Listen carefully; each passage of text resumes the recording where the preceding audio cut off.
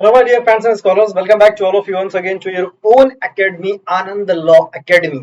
जी हाँ, today we are going to discuss the most important case laws of the constitutional law, जिसका ये part 1 video है और ये केस लॉज आपको UGC NET, PCSJ as well as the APO exams या अन्य कोई विभागीय डिपार्टमेंटल एग्जाम होता है उसमें भी आपको काम आएगा.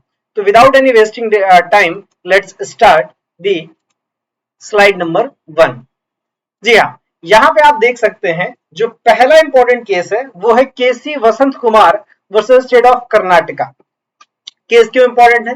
क्योंकि इसमें reservation for the backward class को लेकर के बात किया गया है.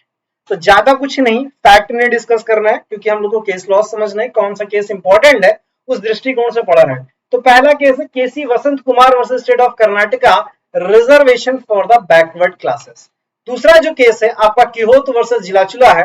ये आपका डॉक्ट्राइन ऑफ सेवरेबिलिटी. जी हाँ, जब कॉन्स्टिट्यूशनल लॉ आपको पढ़ाया हूं या जिन्होंने नहीं पढ़ा जो पढ़ेंगे वो जानेंगे कि डॉक्ट्राइन ऑफ सेवरेबिलिटी क्या होती है. फिलहाल ये case law important doctrine of severability से.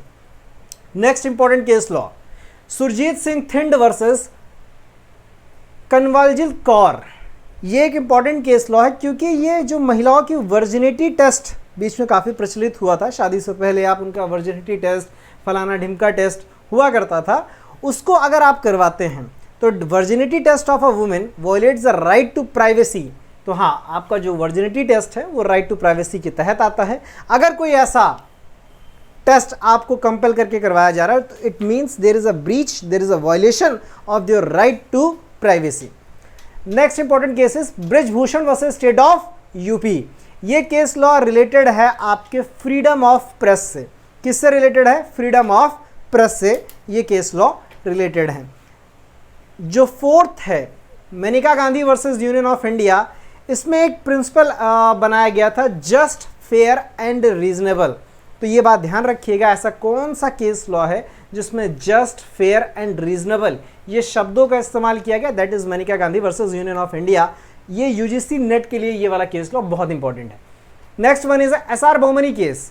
ये secularism is a part of constitution debate को खत्म करता है कि सेक्युलरिज्म जो है वो कॉन्स्टिट्यूशन का एक पार्ट है. ये किस केस में बताया गया है? एसआर बहुमनी के केस में बोला गया है. ये बात ध्यान रखिएगा.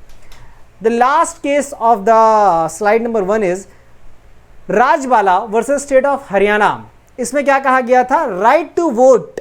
ध्यान से सुनिएगा, right to vote and stand in election. मताधिकार का अधिकार और वोट देने का अधिकार is a constitutional right as well as no only statutory rights. आपका मतदान का अधिकार और चुनाव में खड़े होने का मतलब चुनाव लड़ने का अधिकार एक स्टैट्यूटरी राइट तो है ही है, इसके साथ वो एक कॉन्स्टिट्यूशनल राइट भी है. ये किस केस में कहा गया है? Rajbala versus state of Haryana के केस में कहा गया है. होप सो ये पार्ट 1 सीरीज आपको कॉन्स्टिट्यूशन लॉ के इंपॉर्टेंट केसेस की अच्छी लगी होगी.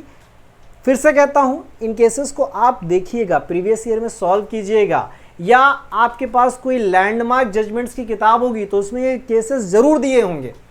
तो मुझ पर रियलाई मत कीजिएगा. अगर कर रहे हैं तो बहुत अच्छा कर रहे हैं, नहीं कर रहे हैं तो भी बहुत अच्छा कर रहे हैं. कैलकुलेट करके देखिएगा.